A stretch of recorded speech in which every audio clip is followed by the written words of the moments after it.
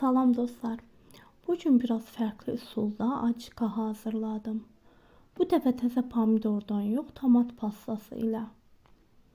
Əvvəlcə tərəddüd etdim, amma nəticə o qədər gözəl oldu ki, sizinlə də bölüşmək istədim. İçinə pul biber, toz istiyot, keşniş, duz əlavə etdim.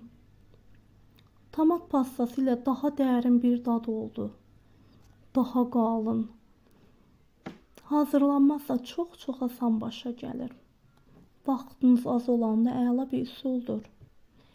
Ətin yanında, toyuğun yanında, piraşkinin, hətta sadə bir dilim çörəklə belə möhtəşəm gedir. Özüm bugün qarabaşaqla yedim. Çox dadlı alındı. Tomat pastası ilə açika hazırlayarkən çalışın pastanız təbii və qatqısız olsun. Dadına da, sağlamlığına da fərq eləyir. Mən bu şəkildə 2 gün soyuducuda saxlayıram. Xoşunuza gəlsə bəyənməyi, takib atmağı unutmayın.